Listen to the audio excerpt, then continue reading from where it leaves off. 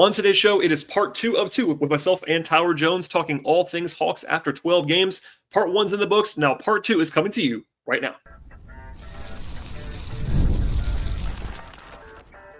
You are Locked On Hawks, your daily Atlanta Hawks podcast. Part of the Locked On Podcast Network.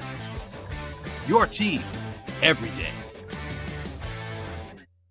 Hello, friends. Welcome to episode 1846 of the Locked On Hawks podcast. I am your host, Brad Rowland, coming to you on a Wednesday evening into Thursday, and today's show is brought to you by the folks at the Game Time app. Download the Game Time app right now, create an account, and use the code LOCKEDONNBA for $20 off your first purchase. Terms apply.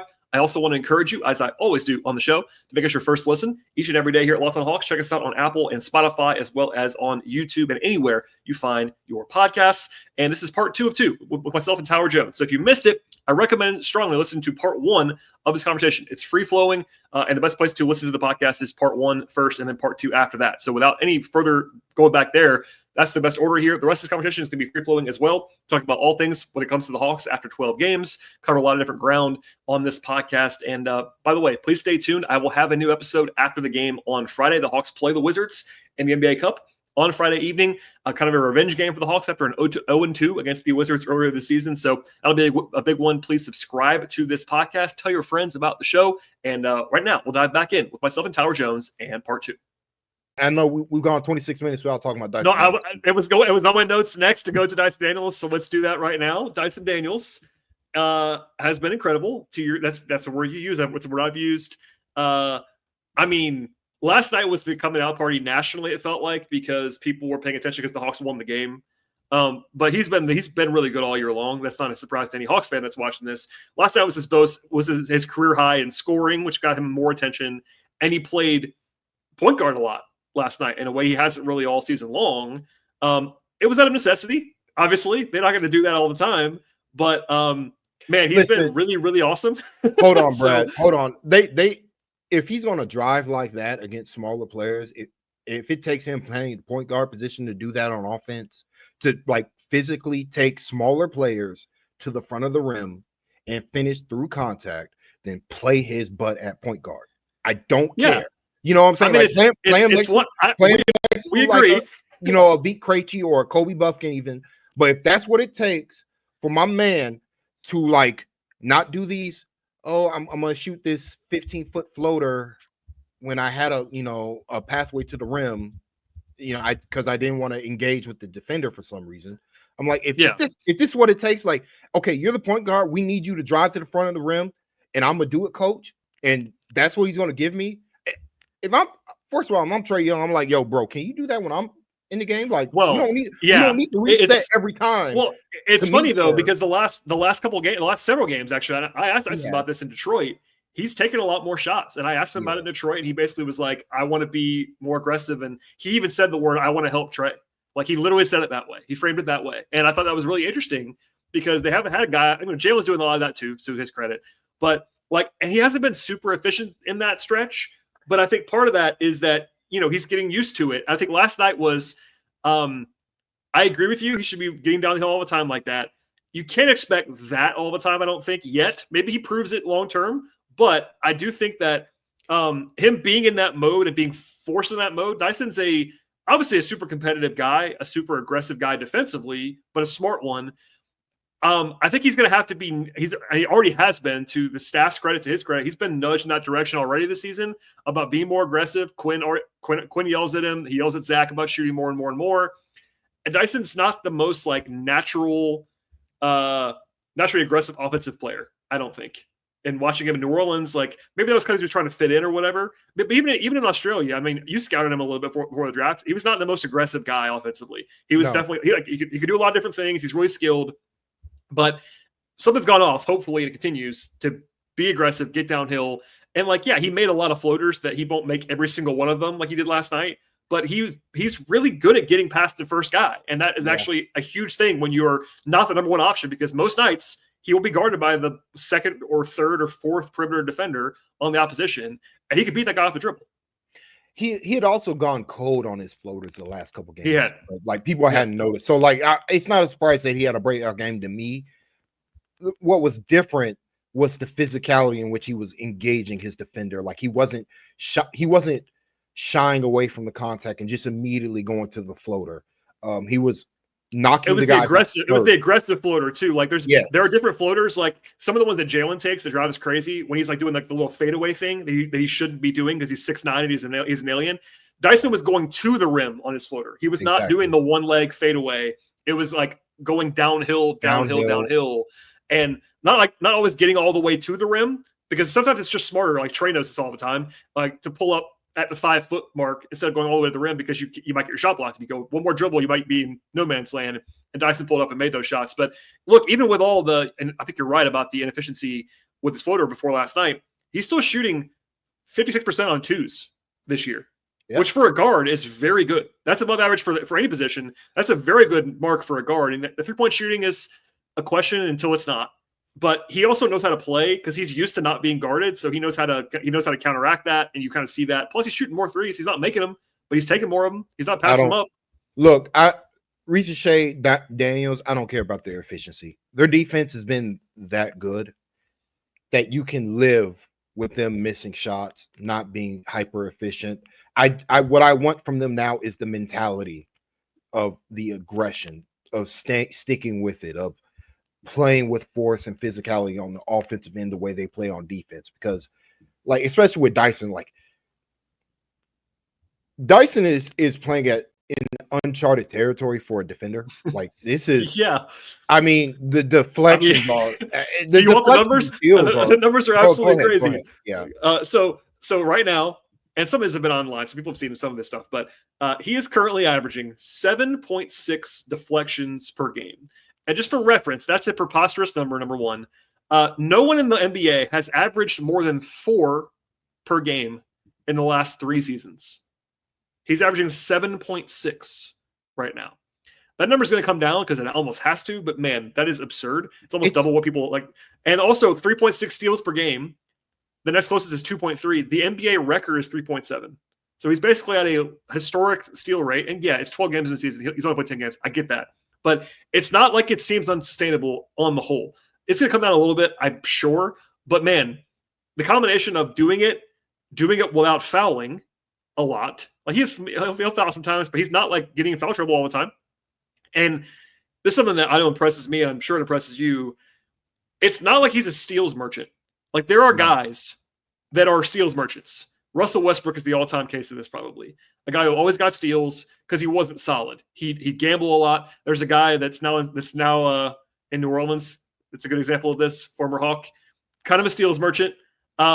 Dyson is not a steals merchant. Like he gets a lot of deflections and a ton of steals. He's also like bodying the number one option every night. And yeah, sometimes he'll give up a lot of points to a number one option because you can't stop number one options in the NBA. Guys are going to score on you. It is what it is. But he knows that, and it never changes. Like he got beat by Cade by a half step on the game winner, right? And after the game, he was seething about it. You could tell. I talked to him. He was seething about it because he made one like half false step and got beat. And even then, it was a tough shot that Cade made, which he did acknowledge. But like he was so bothered by that, and I loved it. I love that he was bothered by that because it was like, man, you played fine. That was a fine possession defensively. I mean, not for him. Today's show is brought to you by Game Time. I go to a lot of different basketball games, of course. It never gets old to me. The sounds from the court, the buzz in the crowd. It's always fun, and the memories are vivid for me, dating back years and years and years. At Game Time, actually get tickets for all different kinds of sporting events, including basketball and hockey and golf, tennis, soccer. They have football, etc. And also find tickets for music, comedy, and theater as well. They have a new feature at Game Time called Game Time Picks. Actually makes getting tickets even easier and better for you in the app. At Get Time Picks, they actually filter out all the stuff that you actually don't want and show you the incredible deals on great seats, no wasting time searching through thousands of different tickets that you actually are not looking for. For example, there are awesome deals right now for the game on Friday between the Hawks and the Wizards in the NBA Cup in Atlanta for a pair of tickets, by the way, only $15 each, including fees. And that's a Friday night in Atlanta. Great deal there, of course, and that's happening all the time over at Game Time. I love the feature at Game Time actually turn on to actually view the seats through all-in pricing, so there are no surprise fees at the checkout screen if you have that toggled to the on position. Plus, Game Time has the lowest possible price guaranteed. And you can take all the guesswork out of buying tickets with Game Time right now. Download the Game Time app, create an account, and use the code LOCKEDONNBA for $20 off your first purchase. Terms apply. Again, create your account at Game Time and use that code. It is LOCKEDONNBA for $20 off your first purchase. Terms apply. Download the Game Time app today. What time is it? It's game time. like he's got unreal hand-eye coordination. That's something Sam Vizini was talking about. Yeah. And you saw it. You saw it on the play that they challenged, which should have been an offensive foul on Jaylen Brown. But whatever. Where they called him for a foul, which I didn't see it. I thought he got the ball, but it is what it is. When the Hawks challenge, they're just not going to win one challenge this season. Guarantee it. Book it. Because it's just impossible to win a challenge when you're Hawks. But when other teams challenge, it's just it's obviously Trae Young. Do you want to talk about the last play? You want to talk about the last play last night? That we saw. Bro, I don't know what they called. They called it a on the broadcast like a violation, like a like he stepped over the line or something. Like I think it was I can't remember who it was, so forgive me. I think it might have been Grant Shirley, a good smart Hawks fan. Somebody pointed out that they were listening to like the PA audio, like trying on like the league on like the league pass broadcast, and like it might have been an inadvertent whistle or something that they ruled. Definitely an inadvertent whistle. But then they never explained it. It was in the box score as a turnover by Dyson. It's still there in the box. I'm looking at it right now. It's still there right now as a turnover. They didn't call it a foul, but the ball went out of bounds. I'm like, right, what? And then it was like no explanation. It's suddenly Boston ball. And I said this, man, but like if Jalen, if he hits that jumper, and he could have made that shot. It's a tough shot, but he could have made that shot for the win. By the way, shout out to Jalen Johnson for like. He doesn't have to catch the ball. You do know that, right? Like you can just be the better athlete and get the ball if they're going to throw it up like that. But whatever. Like also Jalen completely bailed him out on that. Well, I was going to say the previous play, the Tatum 3 was Jalen's fault too. Jalen made a I don't know what he was doing on that position defensively. Jalen is very good at pacing himself, and then it shows up in bad ways where it's like we're off the rails though. But like regardless, like the play that was reviewed that ultimately went the Celtics' way anyway, like he was falling backwards, and then out of nowhere he comes with his offhand to just swipe at the ball and like make a play on it when he should have had no ability to make a play on the ball where his body was positioned. Like he was literally falling out of bounds, and he somehow like snatched the ball out of Jaylen Brown's hand. But then got called for a foul because whatever, these refs. I don't get it. I don't understand what the point of the review system is. Neither does Trey. Trey made that note. He might get fined with whatever he said on Twitter last night. I mean, Trey's got to get his techs up, and he missed the game, so he's got a reputation to uphold with these referees. But no, I mean, so back to Dyson for a second. Like, look, I was really high on Dyson coming into the season. I know you were too. He's been even better than I thought he was going to be this early. Like it is 12 games. He actually missed 2, so it's 10 games to him. Like I'll give the caveat, but there's nothing about his defense that's unsustainable other than these numbers are not going to probably sustain. But like, I think he is an all defense level guard. That's just what he is. The only reason why the numbers might not sustain is because teams are going to have to change how they're going to stop letting him do that. I mean, at some point, you have to let a guy to some degree get the stuff. Like they're going to have to like go away, do the Kawhi Leonard thing where they just go away from him in the action, whoever he's guarding, because like a lot of it is he's just ripping the ball out of these guys' hands. Like he's just he plays with such force on the defensive end with his hands. And he's strong. We talked about it this summer. He's so strong. And people didn't realize that because he's kind of a wiry guy. Like you don't see him and think that guy's so super strong, but he really is. He will blow you off the ball. And he's solid. Like he's not gonna pump fakes. He doesn't care. Like Jalen Brunson, Shai Gilgeous-Alexander. You guys want to grift? Too bad. I'm not falling for it. You're gonna have to shoot over me. Like if you want to make a shot. So like, I mean, to me, he's been the best like perimeter defender in the game. I don't like the only player I can recall having this level of impact is Kawhi Leonard. Like just as a on-ball physical defender that's kind of everywhere. Like he's the biggest reason why they beat the Celtics. Like the Celtics offense was ground in the mud. They couldn't do their passing stuff because at any point Dyson Daniels was going to like find his way to the ball. Like he's just you turn your back on Dyson Daniels, he will get the ball somehow. And that's just something that teams are going to have to be aware of, and it forces them to play a more conservative brand of offense, which helps the Hawks defense immensely, helps these guys stay in front, stay solid, all that good stuff. Well, the numbers play that out. I mean, and it's something we talked about a lot in the summer too, that is playing out. Is it's not just Dyson's individual play that obviously really helps the defense, but he just makes life easier for everybody else, especially the bigs. Like the bigs your job is so much easier as a defender if you're a backline defender if he's on the court with you.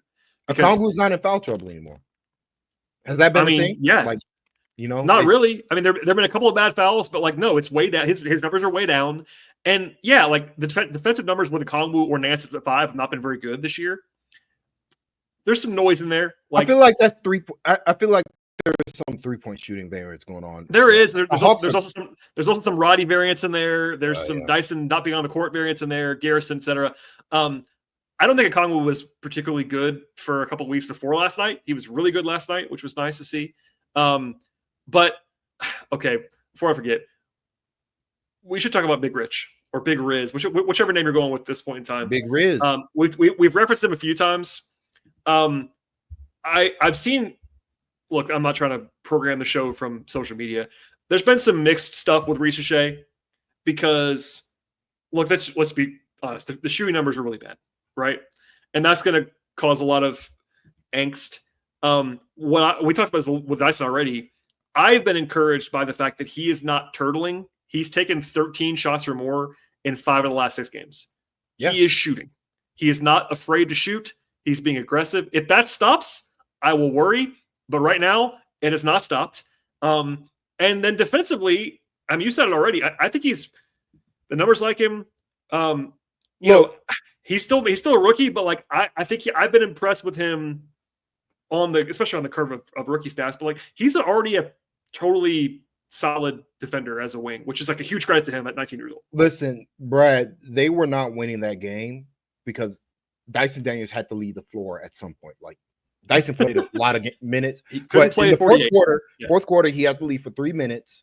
Tatum was still on the floor, and they just put Risacher on Tatum. And Risacher was getting in Tatum's way, and he was getting deflections, getting steals too. And that kept the Hawks in the game. They were winning, and the Hawks have consistently either been neutral or winning when Risacher is on the floor. He's making a positive impact to me. I talked about it earlier.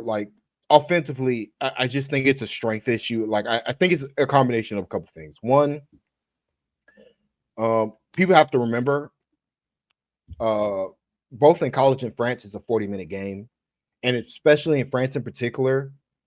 I talked about this at the draft. It's an egalitarian system. Everybody plays, so he maxes out at 22, 24 minutes a night.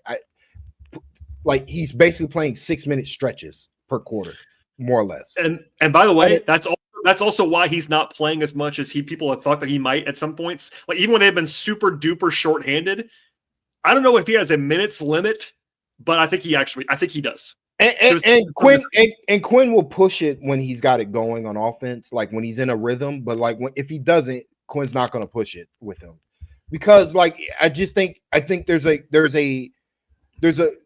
there's a fatigue factor to him that people have to understand. These are the most minutes and the most games he's ever played in his life. By far. Also the NBA game, American basketball players, especially American wings, when they're coming up, the first thing they learn is how to be aggressive drivers.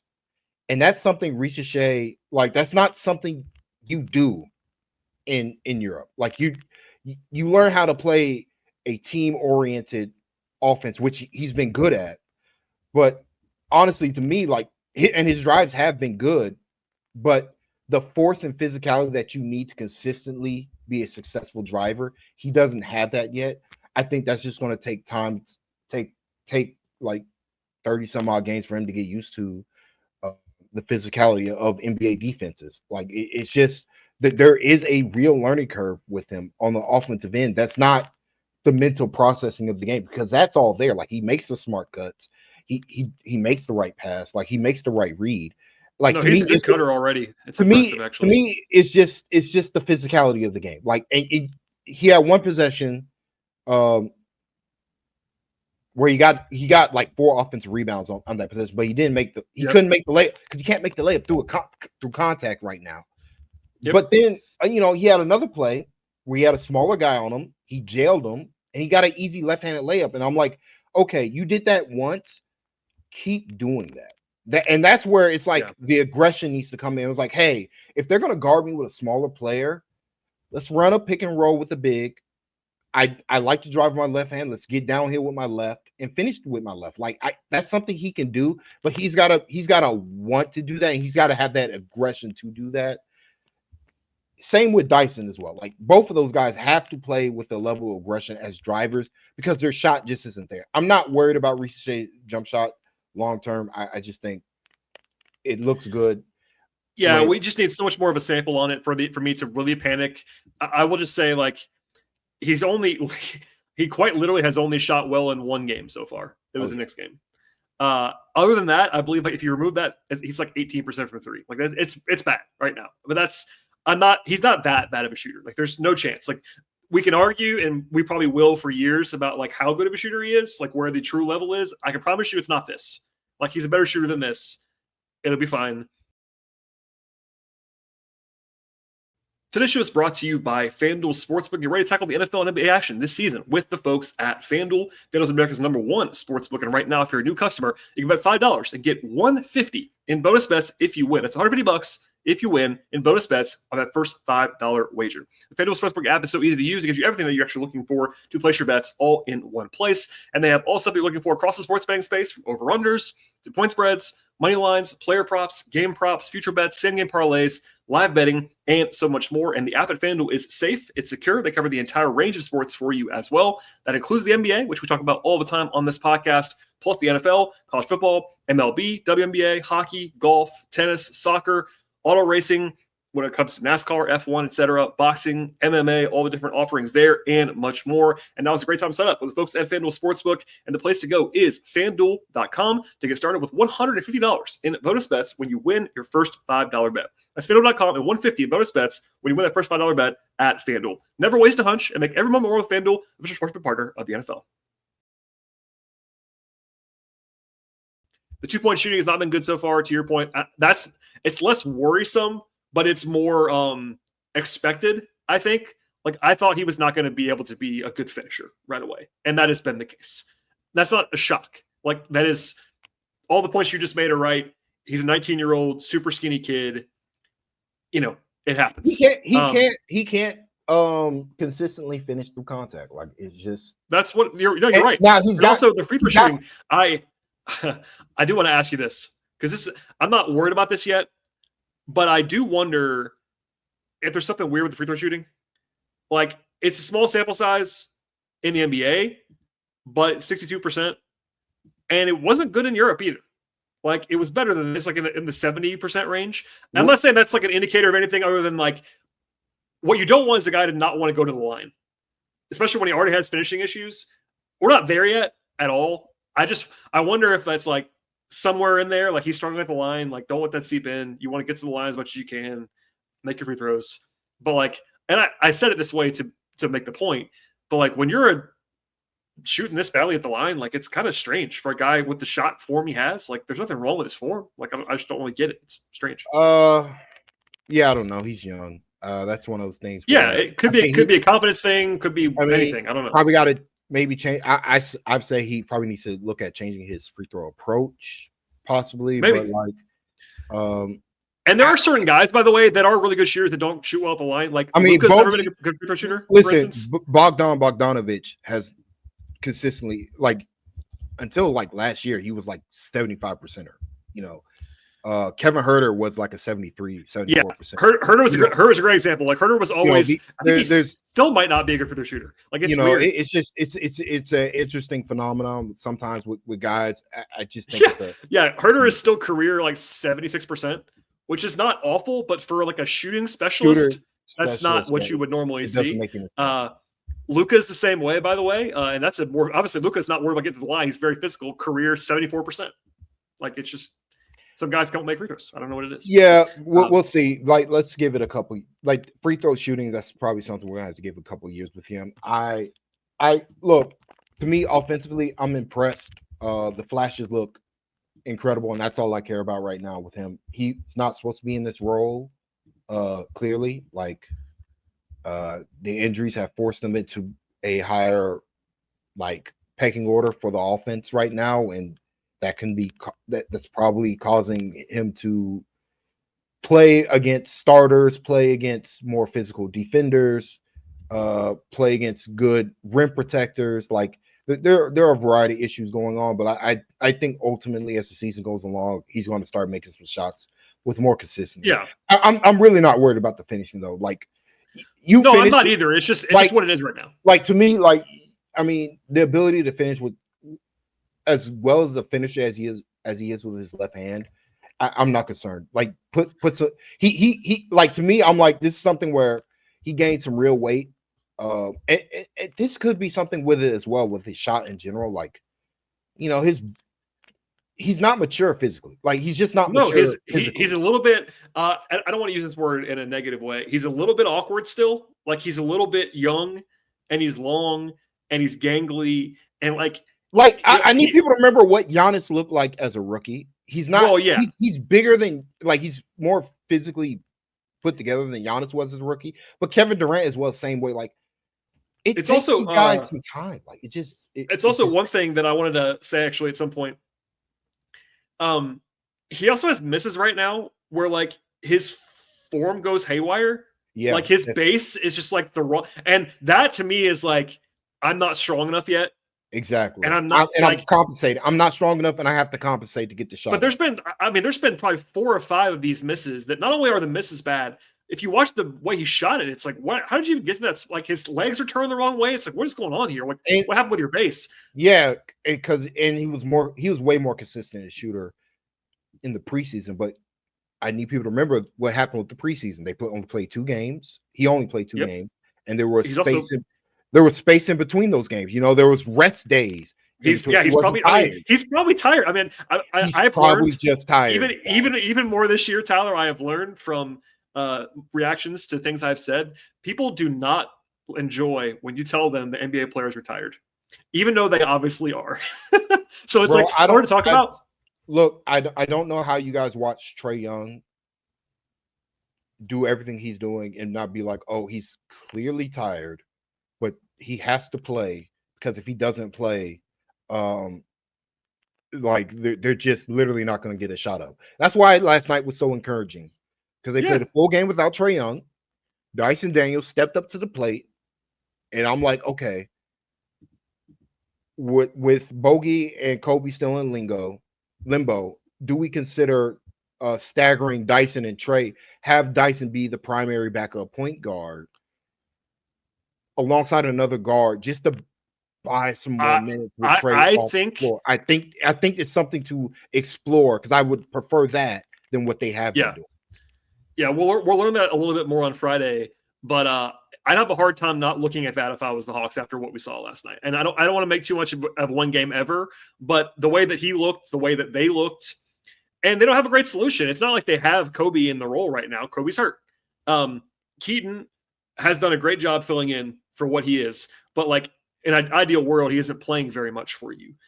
So let's say, knock on wood, hopefully Trae plays on Friday. Maybe you don't have to play Keaton, or maybe you play Keaton for 10 minutes and you give Dyson an 8-minute run or whatever as the backup point guard and stagger him a little bit. They have tried actually, and it does make sense to this point in the year to keep Trae and Dyson playing together a lot because of the defensive side of the floor, and that makes sense. Yeah, and I think they need to. I think they should lean more on Risacher's defense with Dyson off the floor, and keep Risacher with Trae just to help Risacher go along and trust Dyson a little bit more.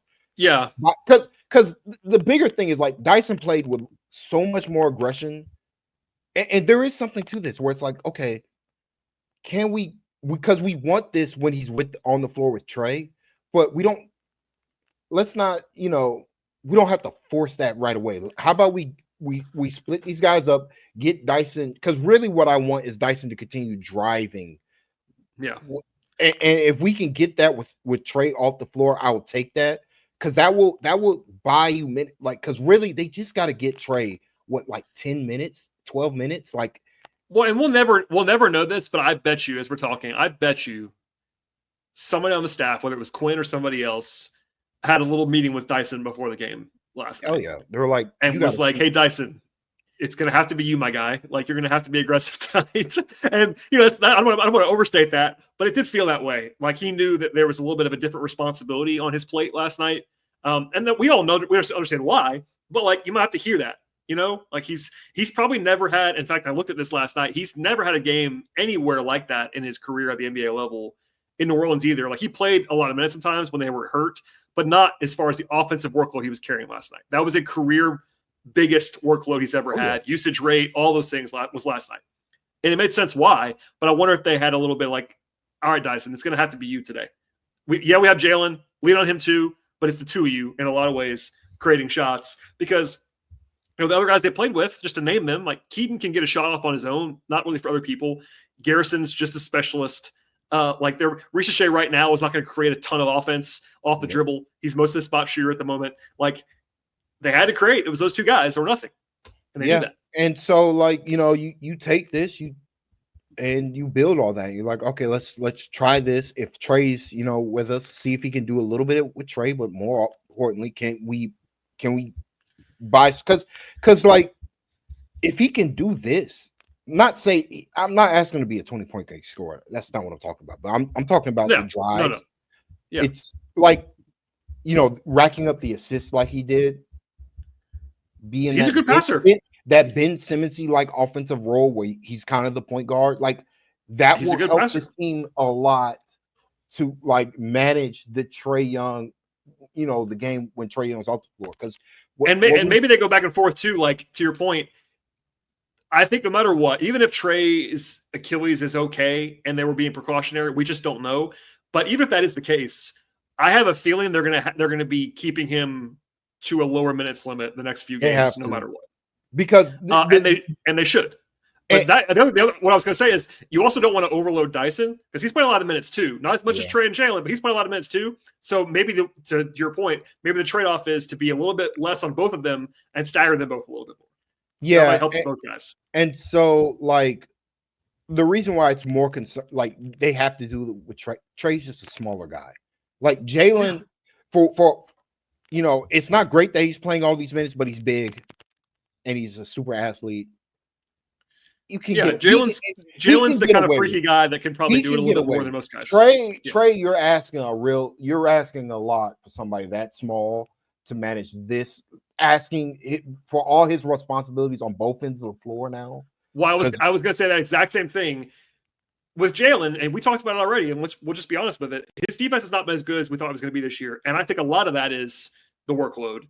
Yeah, maybe but Jalen's poor workload, like, I'm tired, I have to rest on defense right now. How do I put this? Teams are not going to attack him in the same way. Nope. When Trey is tired, Trey's defense is a giant flashing light for the opponent. Yep. And I've defended Trey's defense. I think he's gotten a lot better than the floor. But when he's tired, it is a disaster.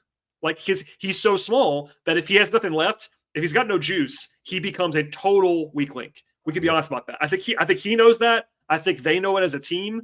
And that's really the problem, is that, like, yeah, you got to have him out there to play offense. But if you get those extra 5 minutes of Trey where he's totally gassed, he's not going to stop anybody in those 5 minutes. He's just not. Yeah. So, I mean, and just pulling it back a bit, like, this is the real, like, I think what we're seeing overall with the team is the real value of somebody like Kobe Buffkin. Even if he wasn't going to be efficient, him just getting the shots up was going to help this team so much, just to eat some usage. And so, like, hopefully, we'll maybe we'll hear some good news next week with him and Bogey. Yeah, it was a small win that those guys had the reevaluations bumped up a little bit. I don't know what that means, but it's not a bad thing. So. But I'm like, if we can get that, we can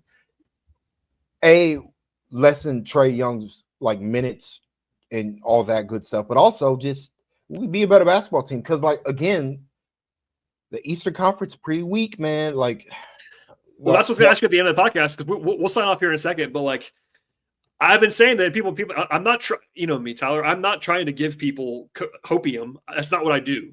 But like, the reality is, yeah, it's been kind of a rocky start because of the injuries. The 2 Wizards losses were bad. They were. It is what it is. But you look up after 12 games, and you're 1 game out of third.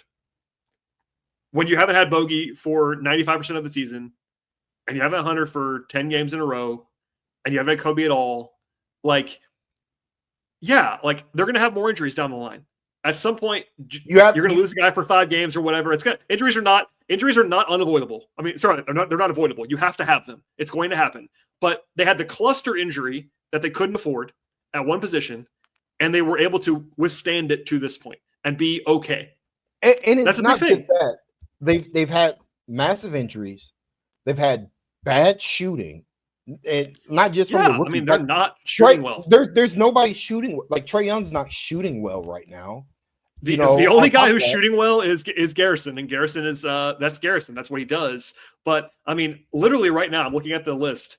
Other than Hunter, who has played 2 games, the only other guy other than Garrison who is shooting what I would describe as above their norm or even at their norm is Larry Nance, who is shooting impossibly well, to be fair, but like in a small sample size, a tiny sample, and only a handful of games. And he wasn't playing that much. Like, he wasn't like, so like literally nobody. Jalen below average, Trae below average, Dyson below his average, even with his modest averages below his average. Risacher below his norm. Okon was shooting 21% from 3. Like, no one is shooting well. No one other than Garrison. That is not going to continue, even if, like, understanding that other than Trae, these guys aren't elite shooters. That's not going to continue. And on top of that, so they're not shooting well on their end. Teams have been just shooting the cover off the basketball. Boy, am I tired. I 40% am so tired for the year of every middling basketball player, middling shooter, having a career shooting night from 3. Like, it's very exhausting because the Hawks are playing. Like, to me, I feel like the Hawks are playing really good defense. They don't win that game against the Celtics if they're not. I don't know what the number said. I just know what my eyes told me. The Hawks were really good defensively, and it kept them in the game. Like, it gave them a chance to win the game. No, and that's something that's not been the case for in the Trae Young era of the defense keeps them in the game. And it has, even though like the numbers haven't suggested that, to me, if they get some more, if there's shooting variance on both sides, levels out, they get guys healthy, this is just a good basketball team. How good, I don't know because they haven't played together, but they're a lot better than what they are right now. Yeah, no, I tend to agree. And somebody asked me this morning, would I change my preseason outlook based on the first 12 games? And, my answer was tentatively no. Now, that assumes that Bogey comes back pretty soon, because if something happens with Bogey, he's out for another 2 months, like, I would probably take it down a little bit. Or if Trae is hurt for a long time or whatever, like, that would obviously be a disaster. But reasonable health? No, I think that would it be better if they were 7-5 right now than 5-7? Sure, it would be. But like, they still are a team that there's been enough positives that I've seen so far from, look, we love Dyson. He was not proven in this role until right now. He was playing in a small role in New Orleans. I thought it was going to be like this. It's been better than I thought. He's been really, really good so far. That's one guy. Center's been a fine spot. It's been, hit and miss occasionally. They've gotten what they need from center. Trae's playing great to this point. He's playing really well, despite not shooting well. Jalen's been really good. So, like, they have a lot of positives. And I would say, like, I feel kind of the same that I felt 3 weeks ago before the season started. Now, it's obviously a lot's happened since then. There's 70 more games to go. But no, I wouldn't change anything right now. It's a big TBD. We got a lot more to learn. But the stuff that we have learned, I've generally liked. The most important thing is Dyson's breakout as possibly the most improved player. Like, he's got a strong case. I don't know if anybody's going to really beat him. If he keeps this up with steals and deflections, I don't know how he's not. Well, he won't. But if he did, if he, you don't have to keep. I'm talking about, like, if he's leading the league in steal, if he goes from a bit player to being the deflection steals king, combined with like his, because the Hawks are good defensive when he's on the floor. Like, I just regardless of who he's playing with. So I just think. You combine all that, he's got a strong case for most improved. You combine that with also Jalen Johnson has been really good. I have my quibbles. Sure. He But hasn't been like perfect, but overall, he is averaging like overall, 19, 10, and 5 right now or something. he's So borderline. fine. He's playing at a borderline all-star level, and you're not paying him the max, and he's still young. Not even close. It's an absolute win for the Hawks that these two guys are that good. And then you got Risacher. The flashes, like I said, the flashes are there every night. That's why I'm like, he's 19. Let's talk about this when he's 2021. But like right now, I think, and I feel like he's gonna have some more breakout. He's gonna have more games like the Knicks. Like he just is. Like it's just the nature of the NBA. Like the shots is eventually going to fall. Hopefully, it can fall just a little more consistently. So, like to me, overall, the packages, I like the teams now, and I really like the team's future. So, like and combined with the East again, like the Sixers and the Bucks look really bad. Like there's no sugarcoating that. I mean, Embiid at least came back last night. That was something. I mean, the Sixers have a massive hole at the power forward position that I don't know if they can fix. And so, like, that might sink them. The Bucks, they're old. Like, flat out, like, without Chris Middleton, they're just not a good team. And so, with those two, like, mainstays at the top of the division crumbling, you got a bunch of unknowns. Like, the Knicks got 5 players, 6 with Deuce McBride. Shout out to the Knicks fans in Phillips or State Farm or whatever. But like they only got 6 players. The Pacers, they don't play real basketball. They don't matter. Tyrese Halliburton's a fraud. All that good stuff. Oh no! All right, you're gonna get me in trouble. He's not a fraud, but it's funny. It's funny to say. Hawks fans get really upset with Halliburton. Yeah, Hawks fans really, really don't like Tyrese Halliburton. I found that out. But like more importantly, the Heat. Is this the year, Brad? The Heat finally are going to be bummed. No, what do you mean finally? They've been mediocre for 3 of the last 4 seasons. They're not very good. It's just what it is. They always. I have one on the way out. I will say this: Jimmy looks like it might be over. Yeah, he's hurt right now too, which doesn't help. But he's old, man. Jimmy Butler's not young. And the thing was, it's kind of been over. He just. I'm just saying. He figures it out for like 2 months, and then has one. People have kind of forgotten that Jimmy has like one good playoff game, and then everybody forgets the rest of the games where he's just right. Like But people have kind of forgotten that he was a Tibbs guy and played a lot of minutes for a long time, and he's 35 years old, and like there's a lot of wear and tear on that body. Let's just say. Yeah. All right, let's get out of here. Thank you for being here, my friend. Anything to share? I'm sure you prepared something to recommend or something to the people. Beyond your new hairstyle, what else is going on in your life? Beyond the hairstyle, I'm still playing Metaphor Refantasio. Incredible game. I'm not sure if I'm halfway done. I can't tell. These long games, I play them. I try to do 100% everything. So that's kind of what I've been doing. So I don't have many animes to recommend for this season, but definitely check out the new season of RE0, even though I haven't checked it out yet. There was something else that's on that you definitely need to watch. Oh, Dragon Ball Daima. That's been pretty good. And also Hunter x Hunter's back on, Shonen Jump weekly. So we probably got like 6 or some more chapters before it goes on hiatus again. It's been incredible. It's the best thing smoking right now. So I can't recommend that enough. The best thing smoking. You heard it here. And there's no Hawks game until Friday. So listen to this podcast on Thursday. You got a night off from the Hawks. You can watch whatever Tyler tells you to watch. It's a very, am I seeing this right? It's a very, very light NBA slate on Thursday. There's one game on Thursday. So why, the NBA schedule, like why did the Hawks play 18 billion games in like a span of 2 weeks? They were one of 2 teams in the league that played 11 games in the first 18 days of the season. Like, what was the point of that? What was the point of that? And then there's no games on Thursday. Everybody's going to play on Friday. Like, I'm not. What AI? And now they go, and after Friday, they go on the road for like a week and a half. They go to Portland, Sacramento, Golden State, Chicago in a row. So, hey, I said this on the show last night, and I'll say it on the way out. Nothing is a must-win in November. Nothing. They could use a win on Friday against Washington. Well, I would simply suggest to Quinn Snyder to not have Capella go up against Alex Sarr. I made that point a lot in the last 2 games. I would strongly agree with you. It would just be very easy. I feel like it'll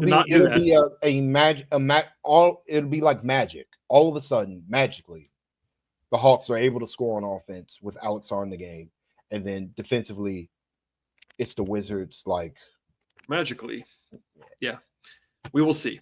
Thank you, my friend, for being here. People should be following you if you allow them to on Twitter still. If you're even on there, not really. Follow me on Blue Sky. Blue Sky, Jonesy2x4. That's where you can follow me on the Bluey. That's where I am also on Blue Sky. Have to slowly giving up X. Probably going to delete the account in the next couple months or so. All things considered, but there you go. Blue Sky for Tyler. I'm on there as well. I'm still on Twitter because I need to be for work purposes. But yeah, cross posting, all that fun stuff. But thank you for doing this, my friend. I appreciate you. We'll do this again soon. And people should be listening as well to Tyler's actual podcast, ATL 29, with Kevin Schnard and Glenn Willis. Awesome show, as always. I'm an every show listener. Check it out, everybody. What's the next one? Kevin's slacking. Kevin went to Boston. No podcast. What's going on? It'll be out probably tomorrow. Okay, good. I'm just giving you grief because Kevin, I won't give away his entire schedule. Kevin had quite a travel experience. I saw. Yeah, I was like, why is he in Boston? Kevin's diehard, man. I love Kevin. That's my guy. Anyway, thank you for being here, my friend. As for everybody else, please subscribe to this podcast. Check out ATL 29. Follow Tyler, and we'll see you all next time.